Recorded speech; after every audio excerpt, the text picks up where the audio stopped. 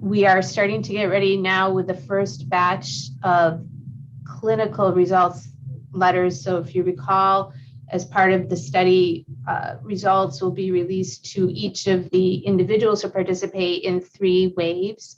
So the first wave will be the bioclinical markers. So this is the cholesterol levels, the immune function levels, the hormones that we are measuring in their blood. And so for the first group of 100, they should start receiving those results letters in a few weeks. And I'm going to show you that letter in a minute, and get your feedback on that. And then moving forward, as people participate, those letters will actually come a little quicker because we'll have the system in place and the process in place with that. The next round of letters that people get in the second wave will be the lead results that we measure in the blood. Those will come later because they have to be measured at the Wadsworth lab, and we don't yet have enough collected to put them through the laboratory process. And then the final third wave of results will actually be the PFAS measurements, the perfluorinated measurements in the blood. Those will come much later because they have to be measured at CDC in the laboratory with all of the sites combined for scientific integrity. We do have options in the messaging. We're letting people know if they don't know their PFAS level and did not participate in the previous biomonitoring and would like an opportunity to know their level sooner than when we can get these results to them. We have a number and an email they can contact at the health department to arrange for that. And we will also, and can share that with you tonight as well. I believe, and I know Sana's on, we've had, Mr. Scholars, I heard that you were asking too about results, and were you talking about the previous biomonitoring results? I was just going to go there, Dr. Bell, because we had talked about it, and it was the timing, actually, because when we were on the other meeting, the timing was mentioned, but it was a little off from the timing that we had first discussed. Yes, and so it just took us a little bit longer to get this process in place than we anticipated, but now that the clinical results from the study participants should start rolling out mid-August is what we've targeted, and I'll show you that letter in a moment. And then it should be much more rapid for the clinical results from then on out as we have that.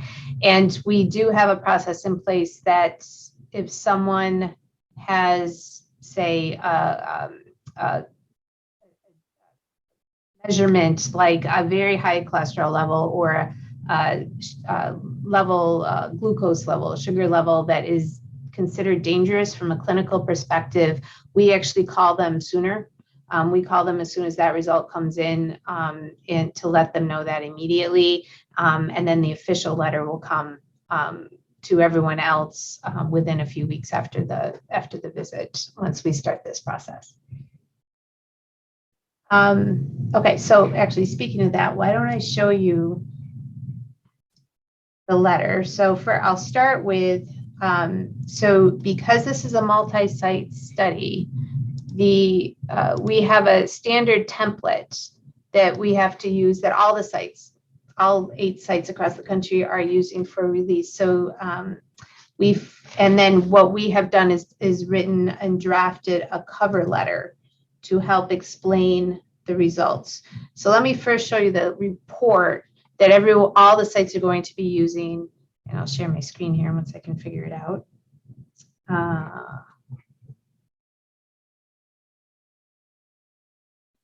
Oh, hey, Gloria, do you have host rights? Did you set up the Zoom?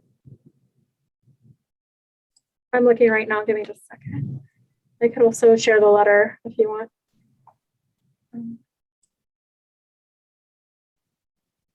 Yeah, you are host, so you should be able to.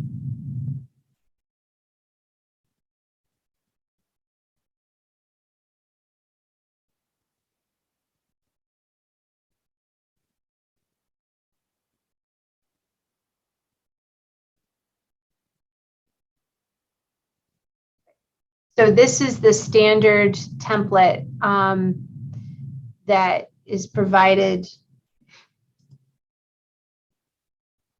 to that all the sites are sending. And then we have a cover letter that will go with it that explains some of the details here. So this opening statement is similar to what you would see from the doctor's office. We do reference the clinic visit date on here. The cover letter that we're providing does clarify that on the LabCorp report that comes back with the clinical measures, that every date on there, the date of birth will all read January 1st and then the year of your birth. This is a standard practice in research and where we have research results to protect privacy. So your exact birth date isn't released accidentally. We're not able. Usually I remove that when I send out a result so people don't get confused, but we're not able to do that because of this template format from CDC. So we've explained, oops, Gloria, that, and we can send this draft to you if you'd like to read it and mark it up. So we've explained that. And then again, we're explaining that these are similar to what the healthcare provider has, and that they may share these results with the provider. We have been in contact with the providers. So in addition to the presentations I'm giving to them, we are also sending them this template so they know what we are sending to each of the study participants. We have also provided a number and have a physician who has agreed to be a physician on call to help answer questions that arise from participants through the health department. And the physician is a specialist in environmental medicine and is familiar with PFAS. And so, Gloria, do you have the template of the report itself? So this is what a typical report will look like. It's not everyone now, if you notice, this is 16 pages long. That's not everyone will get 16 pages. Everyone will get these first 2 pages, which lists all of the different markers that they will be receiving from the report. And then the following pages has the definitions of what each of these things represent.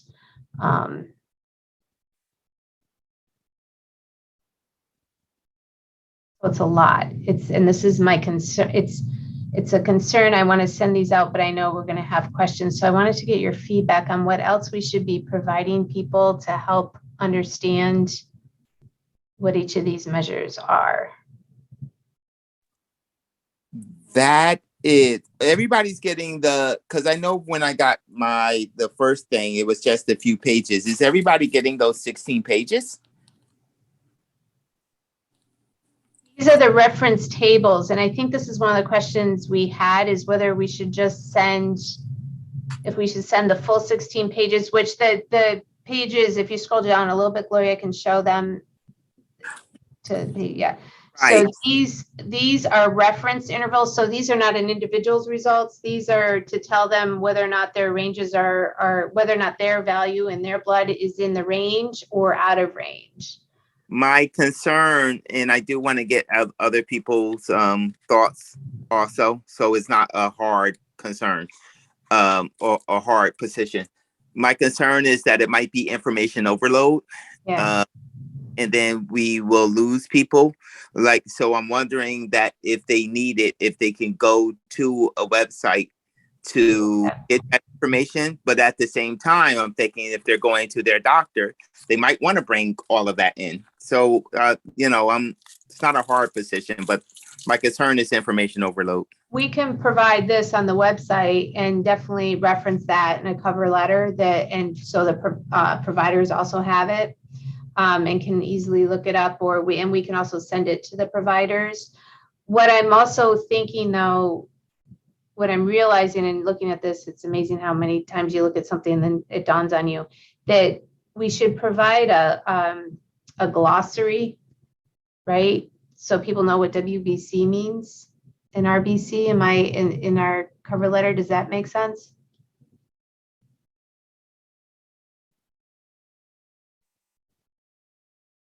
Cool. I'm trying to give space to other people.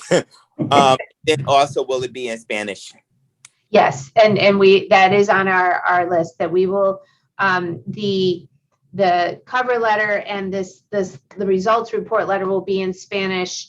One of the questions we actually asked back to LabCorp, and actually, Gloria, if you can scroll back up to the lab report, I think their lab report is in English, but we actually have a question, because this report from LabCorp comes to us like this.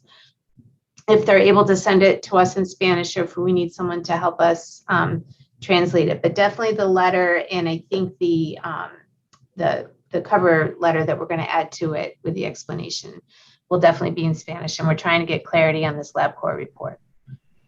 So to date, nobody received this information. Oh, this is what we're hoping by mid-August, to have all of these questions answered, and then we'll start sending them out. And this information does not include anything about PFAS. That's right, because this is just the initial vote, the clinical markers we found in the blood, and then the PFAS levels for each individual will be provided towards the end of the study.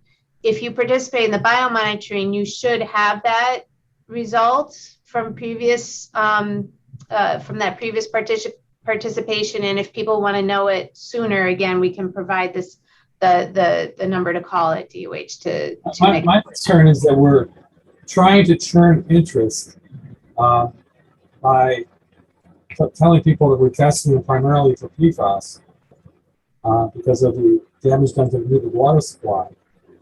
But for my particular example, my results will be coming to me 8 months after I was tested and will not contain PFAS information.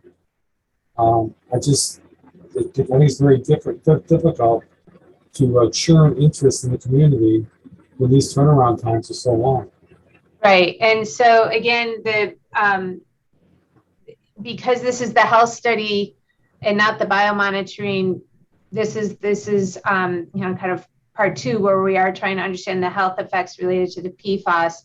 And I fully understand that, and it's why we've been trying to communicate that the results from this study, the individual results from the study, will come out in 3 waves. And we can certainly add that information. In fact, we should add that information to the cover letter, explaining that the PFAS results and the metals results will come later. We've been trying to let people know that as they've participated. The early participants that, this group, the CAP members, were in our earliest participants to give us feedback. Unfortunately, it just took a little longer to get these results out as we settled the process. But again, it should be much quicker moving forward for at least the clinical results. If people did participate in the biomonitoring, their PFAS results should be known to them, and we can provide that information on how to get that if they want to know, and they rather than waiting to the end of the study when the PFAS for this research study will be used. My only concern is that when neighbors talk to neighbors, it tends to drive up the participation. Oh, I got my results back. Oh, I should go get tested. There's been a long period of time where we've been out in the field going from ward to ward, and people aren't hearing results, so they're left with feeling that, well, why should my neighbor try it? So, and I know you're trying to comply with CDC and all that kind of stuff. Yeah. But it's just our participation is a little bit low, quite a bit low, and I don't see this process driving up.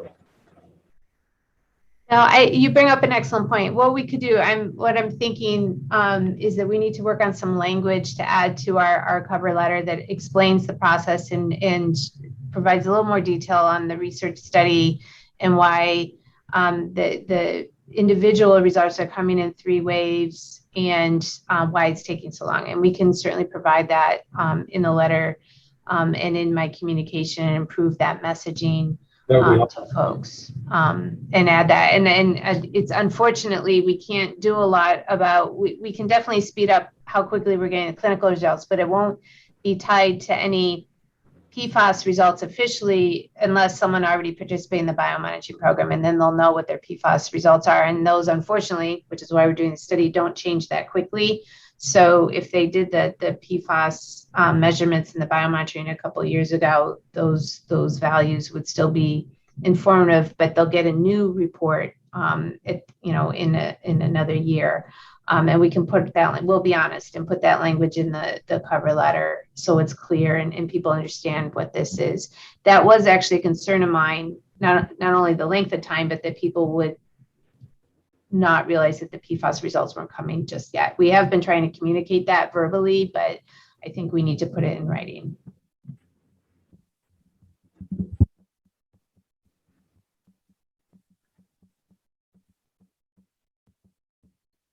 Any other comments on this? I think too, we'll need a glossary of what this is, right? Does that make sense? Or refer to, would it be better to put that in writing or have a spot on the website that explains what each of these items is? I don't know. I'm kind of torn. I understand what Anthony is saying about people being overwhelmed, but at the same time, people would want to probably take all this information to their doctor for reassurance, if for no other reason, to have a doctor see it all. I don't. You could put it on a website, but it probably would be more useful if they get the whole thing.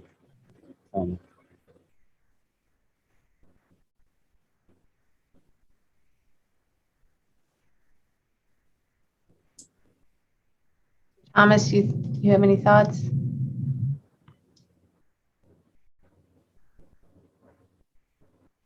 I think we should get the whole thing. I know we marched ours right down to our primary and made it available to them right away. So I like the whole thing. What we could do is insert, if Gloria scrolls down to page 3, so right before page 3, insert like a divider that's a different color, like pink, green, I don't know, we'll pick a color. And on that, explain that the rest of these pages are explain what they're for. They're reference tables that let you know where your value falls in terms of typical health measures and and then you can tell yourself whether or not you fall inside or outside. And that this is also something you can show your provider. Yeah. That might be an idea. Okay. And then on that, that's where we can maybe define what each of these things is spelled out as. So WB, what each of those are: red blood cell count, white blood cell count. And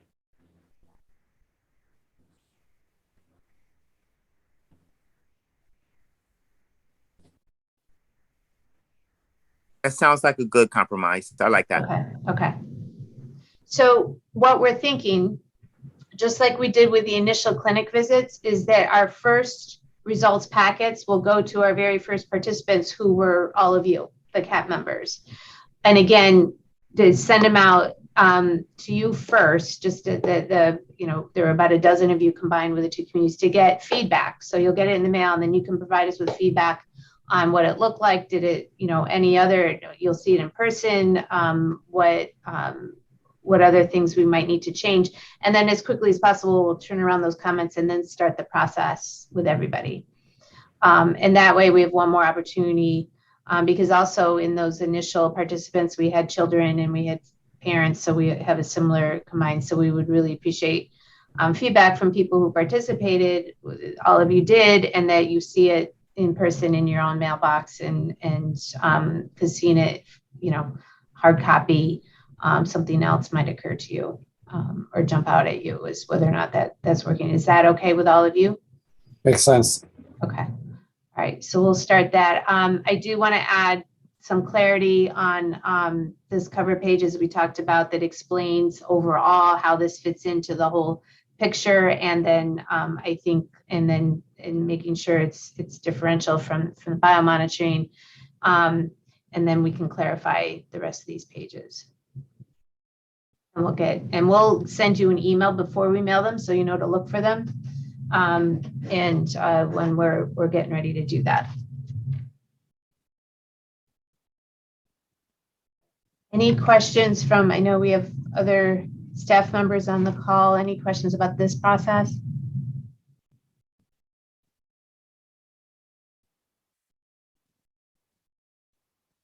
this was really helpful for this discussion. So I think, Gloria, if you could stop sharing, please. I do, any other questions on the results reporting? In terms of recruitment and ideas for recruitment, as I mentioned, we have several activities planned in Newburgh coming up. So we have the visit on 8/18 with the meeting on Broadway with Councilperson Monteverde's building. We'll be at National Night Out on August 2nd, as well as Cornerstone. They had a table at the Armory this past weekend and we spoke, and they've asked us to participate in their annual health screening day on August 6th, and we will have staff members there. The Army's been wonderful, so we're there, and we'll plan to continue to have events and tables there and walk around and talk to participants. And we've also reached out to the Boys and Girls Club, and we're talking too about obviously with Ward 3 and planning some a couple of walking tours in August to hand out flyers. Are there any? I'm hearing we should have better messaging around the results reporting and the purpose of the research, and we can definitely work on that. We had chatted about that, and we can do that with our fact sheets. Any other ideas in terms of recruitment activities or what we could be doing in terms of recruitment? For the direct mailing you're doing, how many people are you sending it to each ward? We are sending it to all of the addresses in the ward. Great. So the challenge we have is we don't necessarily have a name linked to each address in the ward because of, well, we have every address within an apartment building, and then we, in the system we have, but we are sending to every address in the ward. So anyone who has lived in the ward between 2005 and 2016 is eligible. And then as we're doing events, we're letting people know if they know someone who's moved out of the city but lived during that time, they're certainly able to call our number and register at any time. They don't have to wait for a mailing. We did open it up. We were initially planning on randomly mailing to half the ward addresses, and we decided pretty quickly that we would just send letters to everybody, every address that we have in our system that we can. And we are sending special letters to people who previously participated in the biomonitoring, and to let them know about this opportunity. And so they may get 2 letters, but again, it was just a way for us to make sure they know about it, because people who did previously participate are going to be asked to consent, to provide their consent if they're willing, so that we may use the previous data that they provided to do some special analysis on changes over time. That's actually a very valuable data source for us, for the science, but also to inform policymakers. But we need your consent to do that. So we'll be asking for that. Hey, Aaron, I might not be in the loop as much as I want to be. Have you done like infographics in English and Spanish that you can distribute? We have fact sheets in English and Spanish. I'm thinking more of a graphic. Like a graphic. Info. We had, about the study, like what are you thinking? I don't know how you do it. I'm not that hip, but they seem to. It's conveying the message through a graphic somehow. I don't know how to do it, but it seems to get a lot of more interest from people. They don't a page full of writing just does not get anywhere. Yeah, I fully agree. Found out at Newburgh Illuminated. Yeah. Well, the one thing I found out is people are confused when we talk about this. They said, "Well, I already had it done." Yeah. And you get, when did you have it done? Oh, 2016. Or 2020 or 2019.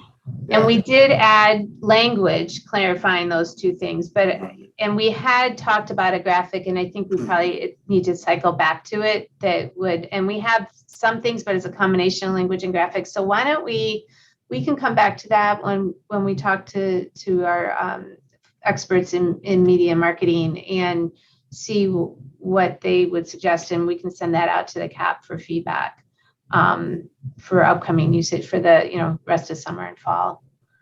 The other thing that I found really effective, for instance, when I was at the library, we do a program there, and you get a group of so the Latino population. Let's just use that as an example. And they'd come in, and next thing I know, I'd find them outside the door texting their friends. Yeah.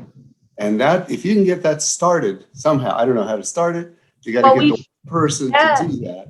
And the trail. So we've done a little bit of that. We do have a Twitter page and an Instagram page, and we tweet out, and we, through our contacts, not only our CAP members, but like, for example, Black Vanilla Cafe and Kyle Conway at the NAACP, they've been very generous, and they will push out our messaging on their Twitter accounts and Instagram. I don't know how to use either of those, but my staff does. And we've also, towards the end of the school year, I had we were in contact and did an event with the high school students at NFA,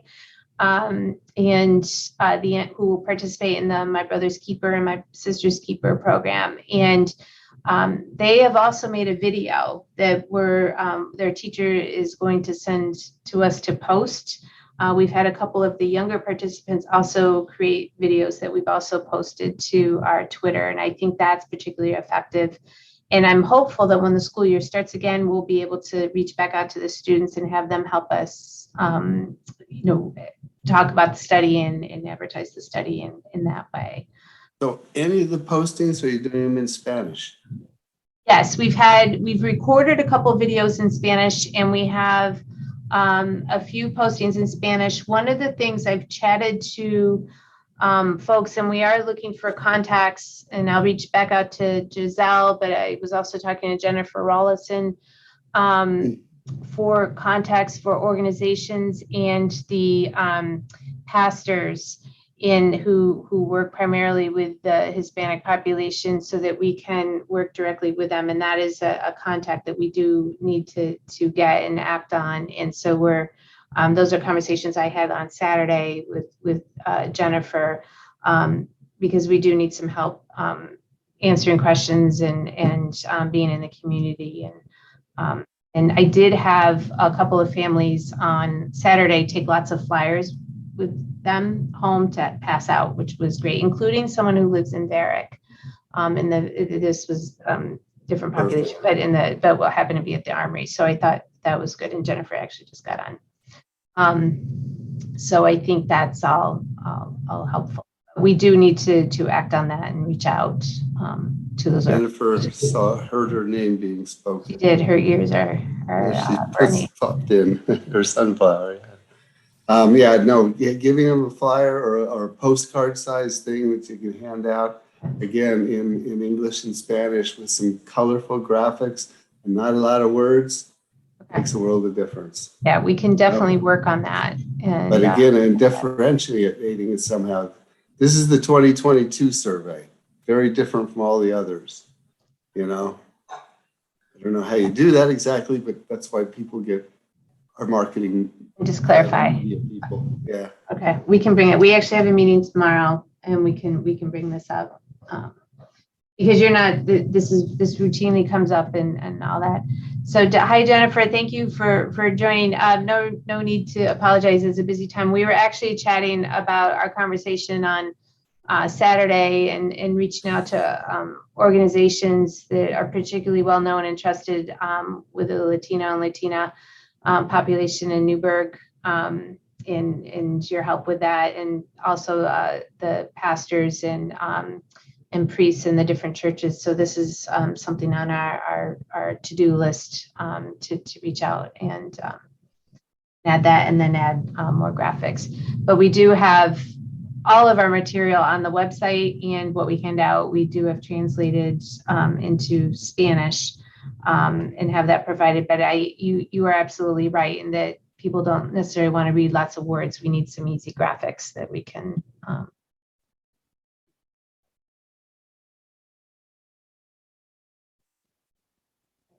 The other thing Jennifer, just to update Jennifer real quick, we are getting ready to finally start sending out the initial clinical results. So this is the things like high cholesterol and glucose levels that are in people's blood that we're measuring for the early participants. And then once we start doing that process, it'll move much faster for the newer participants that enroll. It does not include the PFAS measures at this time. Again, we'll have 3 waves. The feedback was to make sure we explain that in the cover letter, and we'll add that. And then those of you, and you were also one of our early participants, we're going to send these results letters to you first to get your feedback and thoughts on how we can make it as easy as possible for the community and the participants, and make sure we're being responsive. So we're going to further about 10 or 12 of you that participated first. So in the next couple of weeks, we have some changes to make. We'll add that information, and we are planning to also send these in Spanish for those who have told us they would prefer Spanish materials. One more thing about the PFAS levels. In addition to telling them that it's coming out later, try to briefly explain to them why it's coming out later. Yes. You know, that Yeah. the CDC portion of it. And It's a research. This is for research, yeah. right? But if they, and again, and then we'll also include that if they want to, if they don't know their results already and would like to know sooner, we do have a process for that. And we'll make sure they know that.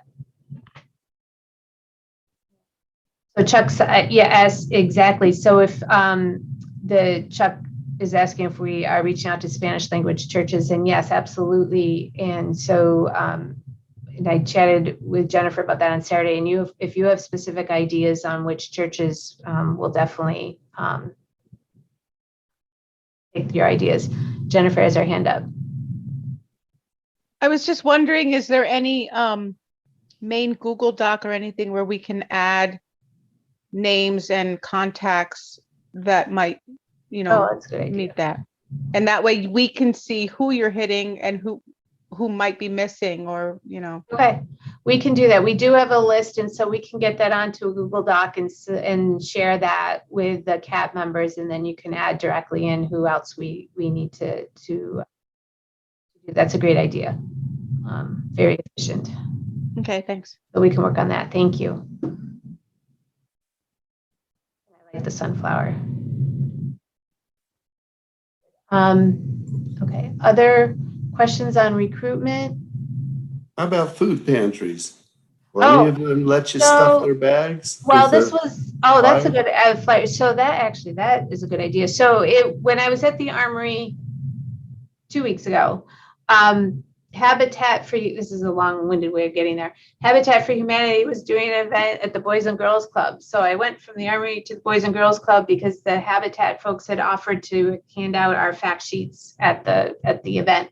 And in that conversation, because as you all know, a lot of people overlap, are involved in multiple organizations. I met, her first name's Carol. Her last name has gone out of my head, but who also works with the food pantries in the area. And she offered to push out through share email contact lists with the other food pantries so that we could send flyers, and they also took flyers and are so that they push that out to the food bank organizations. But it's a good idea too, that you're right. We could ask if it's possible to include it in the bags and things like that. Carol Griffin, thank you, Gloria. And so we can, Gloria is in contact with the food pantry group, and we can definitely talk some more, as well as Habitat. Habitat has also offered to share, as has the county health department in their work.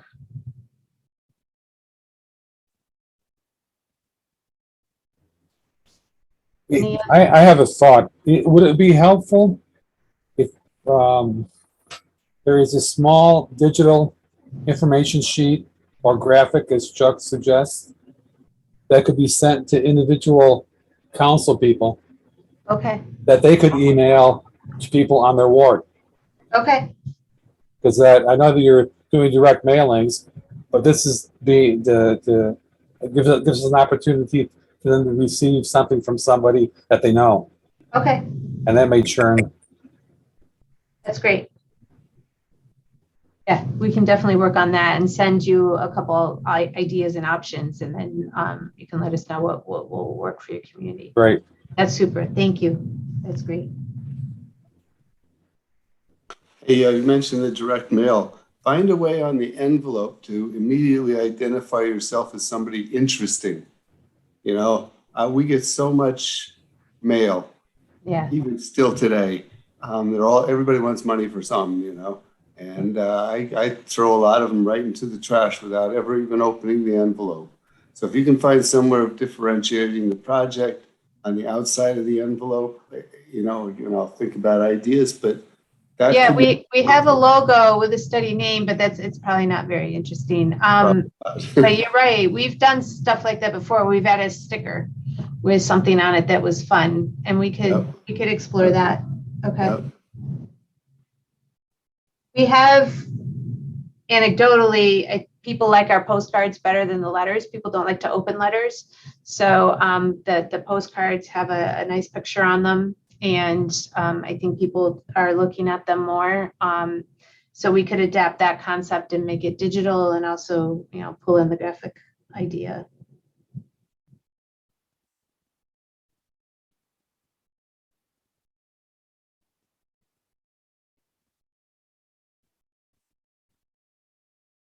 Anything else?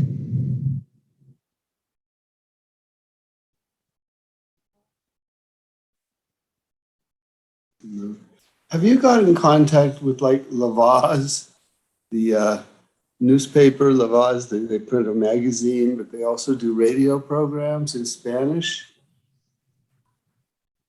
They have a Oh, but we pretty could do that. Yeah. LAVOZ. They have a pretty wide audience. Okay. And I have Yeah, oh, go ahead. Who was that? I think with Radio Kingston and everything, I know it's up in Kingston, but it's, Okay. Yeah, we're happy to, does anyone have a contact there? Should we just? I contact- actually have a contact. They had interviewed me for a story about the PFAS. Okay. So I have a contact with Lavaz and also Radio Kingston. They do interviews and stuff. So it might be Okay. interesting if we can find a community member who Mhm. maybe went through the testing process to just kind of Walk through do it. that maybe. We can, yeah, I like that idea. And then we also have, you know, again, we can also, we have both staff and potentially community members who could also share their story in Spanish, if that's preferred as well. So, yeah, no, I think that's a great idea. I hate to I- keep harping on that, but you know, I saw you said we had 14% Latino. Yeah. And we're I like hate to go up. 46% Right. Latino, so we Yeah. got to push those Absolutely. numbers up a Yeah, little bit. absolutely. Now I saw on Facebook there were some like testimonials. There was a young girl from Newburgh for the PFAS study. Do you have any like that are in Spanish? There's a lot of Facebook groups that are just in Spanish language, admin or Spanish, but I'm connected and I have family who are, where we would just be able to post, and it would be better than just having an English version that's then translated. Yeah, no, we would love to do that. Gloria, have we had anyone offer to do one in Spanish, or do we have anyone identified, or could we work in conjunction with Jennifer to identify somebody? We can definitely do that. I haven't had anyone, Okay. a Spanish speaker offer. Okay, so let's target, well, we're not hunting, but you know, let's try to identify some, or even in the process of when people start to inquire about testing, maybe if they're willing then as an ask, like, hey, would you like to, you know, Do a video rather than for wait us. till after the fact. Yeah. I like that Yeah. idea. Go ahead, Gloria. Yeah, that would be great. I mean, we'll take testimonials from anybody, just so everyone knows. If you participated, I think it's really effective to have voices from the community that people know. So we would happily take a video from anyone on this call or anyone who wants to talk about the study for us to put up on social media. But definitely down for identifying a Spanish speaker to do that also. Okay, so you're saying you'll take something that's made on this side as opposed to you guys producing it? Yeah, ahead. definitely. We have a social media toolkit, and we also have directions on how to make a video, and then we can upload it Okay. and push it out. So yeah, and so we've done some events where we also, when we're able to have more than one table, we also have an area where, particularly for teenagers, we've been trying to encourage them to go ahead and make a video. And actually, when we were at the library, we had one of the environmental justice fellows did a video for us while she was there. So we're definitely up. Yeah, anyone who wants to do a video and on their own, and they can upload it to us and we can push it out. And we do have a toolkit that we can send it out to all of you so you can see it. And then we can talk about, I would love to have some in Spanish and then have them, be able to post to the appropriate sites. Yeah, Okay, all the videos we have that are testimonials were those individuals were responding to our request for that. We didn't film it; they filmed it themselves, and we edited it a little bit so that it matches aesthetically our social media. But they filmed that themselves, including the video you brought up, Jennifer. Okay, great. So then maybe that's a challenge for us on our side.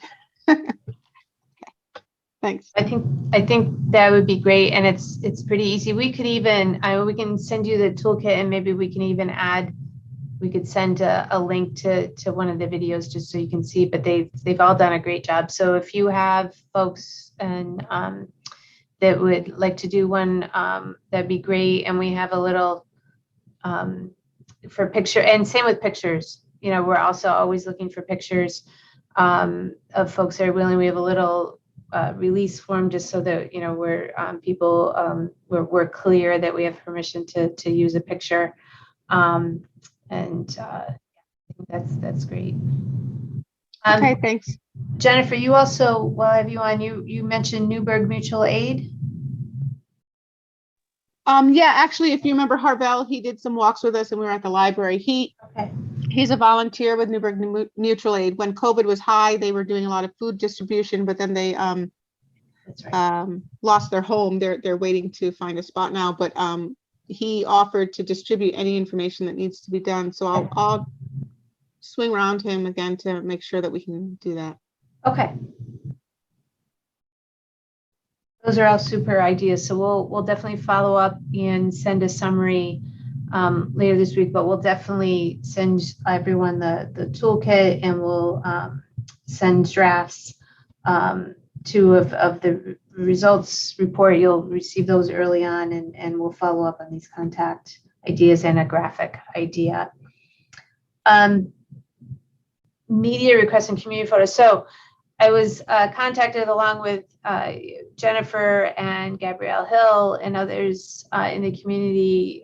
Were interviewed for, it was a USA Today reporter who posted it was nice. He did a nice video and quoted community members to talk about the water in Newburgh. He also I think interviewed Wayne Vandenberg from the water department.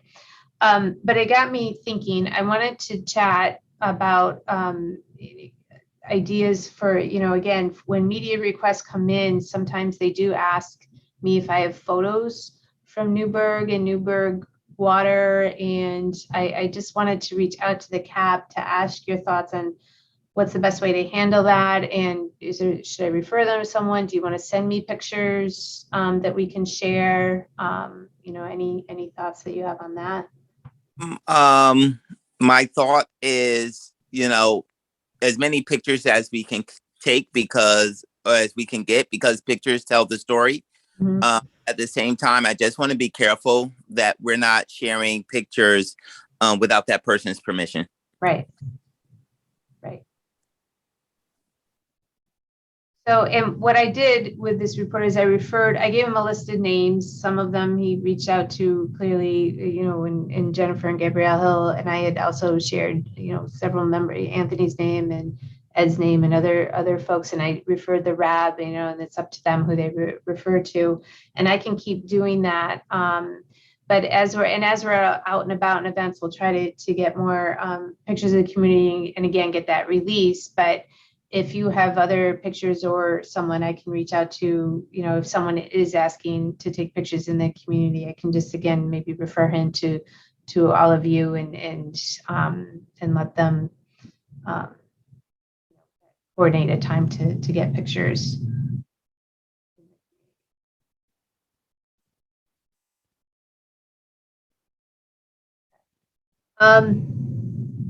Before I bring up Montefiore, I know Ed has logged on and he wanted to chat. You wanted to talk about the TAP?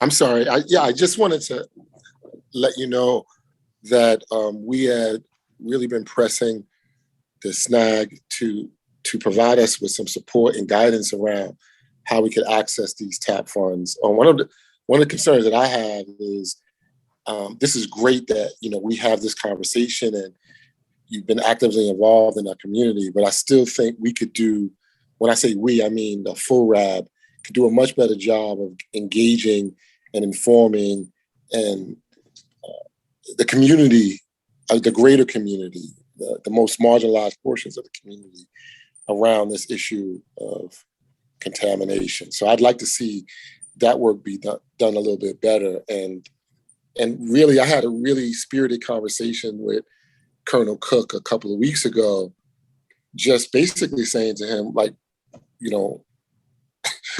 how do we do this? Where is it?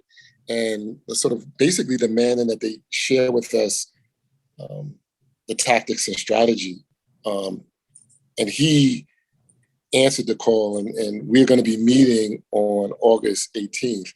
I did mention you, and I mentioned the multi-site study, because one of the challenges I think we have is, Dr. Bell, is just being able to share information with the community in a way that they can receive it. I know we have materials that we're distributing, and I know that there's a social media campaign, but I'm always mindful of the fact that if the information is being received in a way that people can digest and show up and show out to be informed about what's going on in their community. So I was hoping and hopeful, we're scheduled to meet with them on August 18th, I think it is the date. They wanted to only be for RAB members, but I'm going to find out if we can record it, because I really would like the support of folks like you, Dr. Bell, and others that do this work to help us understand what we might be able to use this TAP funding for to do it. And I just wanted to raise that as an issue, because it was something that was at least in my mind is important for us to get the messaging out and to do better at communicating with folks. So I'm actually going to be down there with Councilperson Monteverde at 3:00 at a tenant meeting on the 18th. I don't know what time your meeting is scheduled for, but there's potential for me to be there in person if that is something that is of interest. But let me back up a second. I would, what are you envisioning? Do you think some joint meetings, like some joint where we talk about both the study and the remediation together, which is fine, or joint activities, or what would you like to see happen? I guess what I'm contemplating is because the study is important for people to understand and know about the study, but also the toxin that caused the reason for the study is important. And so I'm suggesting that I don't think there's a continuum for people to have information. And I think part of what at least I'm envisioning, thinking out loud, I'd love to hear other people's input, is to try to create that continuum, infographics, opportunities to have small group conversations targeted to help people to understand what actually is going on and where we are in space and time around both the study, the multi-site study, and sort of the remediation, because I don't think folks really know. I think it's evident by who joins our calls, and we have one coming up on the 27th, look at who's on the call. You don't see a lot of community members on it, and I don't know why that is, but one of the things I suspect is that there's not a lot of information being shared, or they don't feel a part of the conversation. So I think we should do whatever we can. So yes, a combination. So, and then we had talked in the past about Jennifer. I'm a little confused only because that my understanding, and this is more of a, I guess it's more of a RAB discussion than multi-site, but the TAP funding is to help with the technical assistance for the RAB for, when it comes to engineering, the science, the cleanup. That's my understanding. It's always great to have people attend. Well, so my understanding, Jennifer, my understanding was that it also is for the technical aspect of it, but it's also the technical aspect of sharing information with the public so that they understand and they can relate to it. And so that's the reason why I'm bringing it up in mixed company, because I was told in conversations, I'm having these conversations with people across the country who are saying the same thing that I just finished saying, that people don't understand this language. People don't understand what actually is going on. And it appears to be apathetic that they don't engage, but a large part of it is because they don't understand or are not clear about everything that's going on. So that's my understanding of it. And you know what? You may be right. And that's why I was insisting upon us understanding exactly what the funding could be used for, and how it could be used. So I might be wrong, but that's why we're having the meeting, and that's why we're going to talk about it. So I was just raising it here because if it is, like you say, technical, but it also is, like I say, to help inform the public, to demystify some of this technical jargon, then it could be something that's both positive and informative, and maybe able to increase the number of people who participate in this conversation. Absolutely, yeah. I mean, one thing we can do as we move forward too. I mean, we have these plans as the data. So the way the science works for this study, we'll measure what we measure in the blood. We have the questionnaire data. We measure what we measure in the urine, and then we have to do the statistical analysis to look at the associations of the health effects with PFAS. And our plan all along has been to be very transparent with the community of how we're doing those analyses and scheduling any number of, I don't know what to call it other than an event, but it could be, small group sessions. It could be a mix of things. It could be in the classroom. We could have the students, the high school students, the middle school students help lead it, where we're showing people what we're finding and how that is being interpreted. And in that process too, we could include, and that's why I was asking if there should be some joint sessions, is that, that it's a lot of the same vocabulary. It's a lot of, similar sessions where we could empower community ambassadors to also participate that, and then they share some of this information as well, so that it's more digestible and perhaps more friendly and trustworthy because it's coming from somebody that's local. So that's just another idea we can throw in.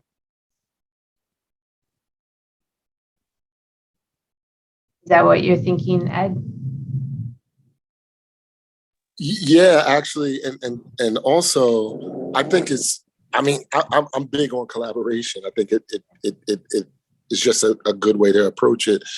But beyond just the TAP, there's some other funding out here and available to communities like Newburgh that we should explore and talk about. And I think it's better if folks like you and others, members of the RAB are in the room to help us take advantage of some of these opportunities. So I think it's a good thing.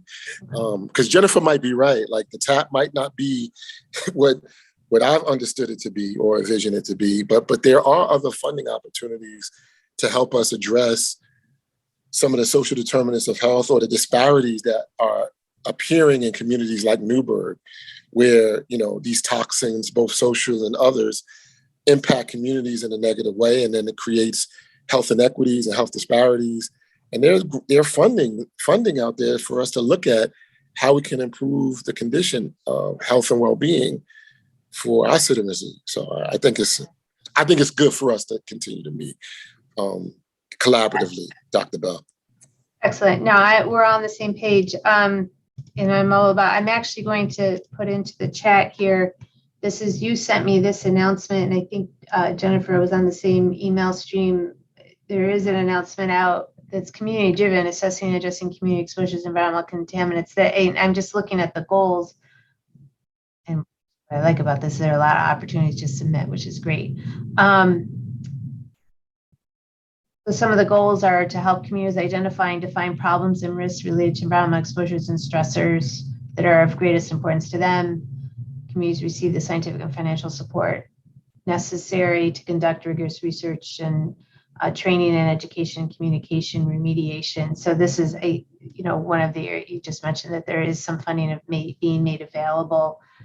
And I would agree that EPA and NIEHS and CDC have really are very focused right now on community engaged work in this space. So there might be, if folks are interested and think this might be helpful, we can definitely keep talking about it.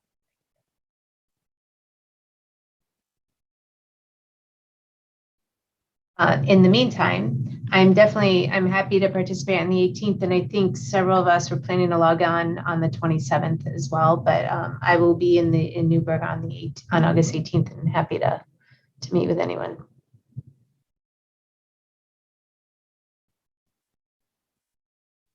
Any other feedback on this issue or suggestion?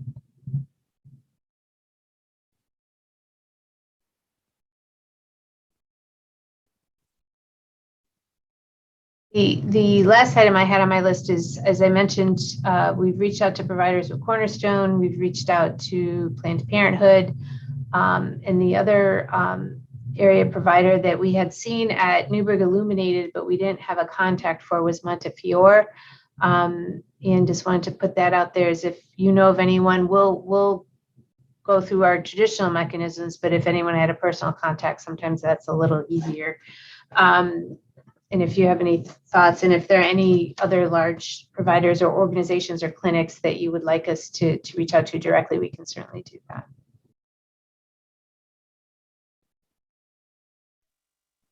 I'm sorry, my earplugs fell out.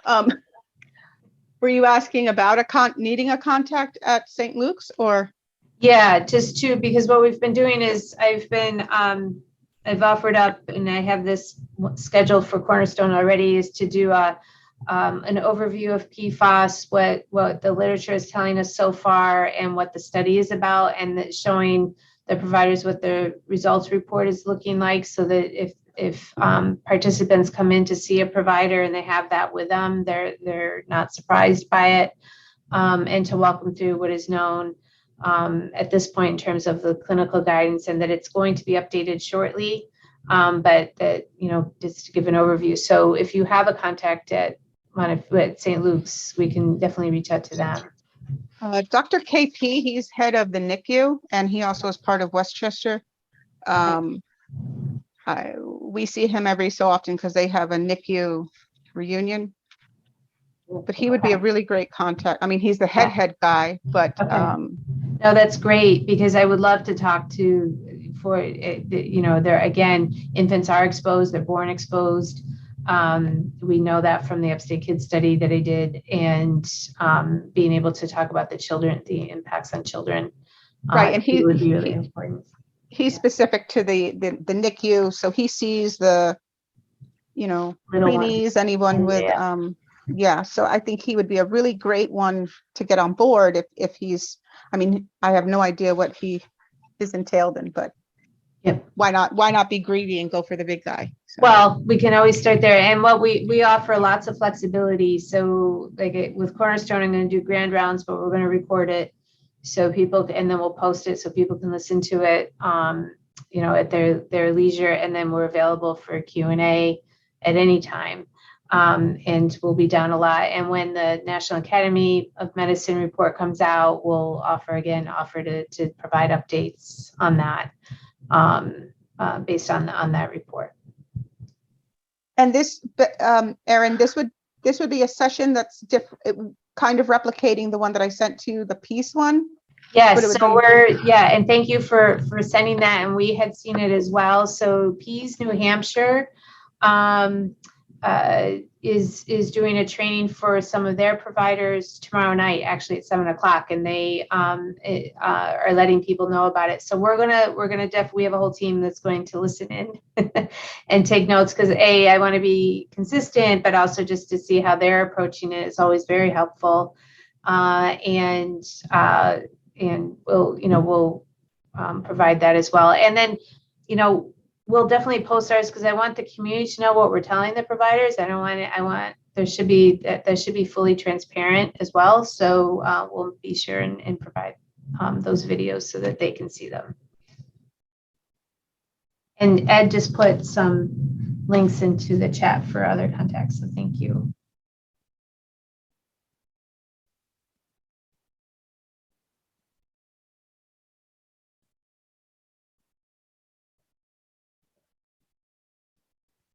Any other feedback, ideas, issues people want to bring up?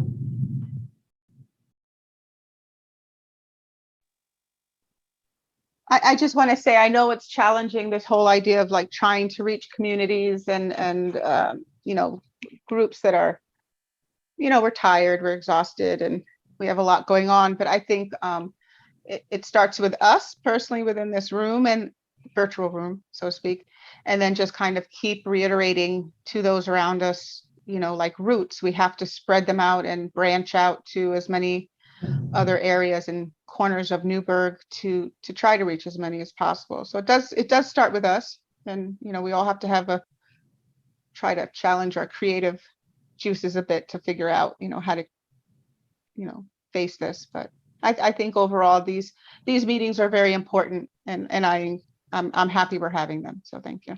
Well, I'm glad, and I'm so appreciative. All of you have participated with us in a number of events. I know you're handing out information, you're directing people to us to ask questions and answer questions, and I so appreciate all of your work. And anything that we can do is, like tonight, there was some great feedback on ideas and what other materials we might need, and ideas for reaching out beyond where we've been. So, keep the ideas coming, and see us as a resource as well. So if you have ideas for graphics or what might resonate or might be needed from the community, we're all ears. And as I mentioned, the results report, again, we'll send to you just early, just like we had you participate early in the clinic visit, so that you can give us that feedback before we actually send it out on a wide level with that. But I do appreciate all your hard work. Everyone has shown up. We've walked in the rain, we've walked in the heat, we've walked around armories, we've met a lot of people, and it's all very important. So I thank you for all. Maybe we need to do a sticker contest like Ulster County's voting sticker. There we go. With that funky spider that's leading by like 97%, but I don't know if you've seen it, but maybe we need to do something like that. We could do that. We have a water drop that we're trying to get. We've had the kids do poems or something, but maybe we can take that concept and adapt it with a water drop and get the kids involved. So yeah, we're up for anything. So any idea, no idea is too crazy. So by all means, feel free to email us and let us know.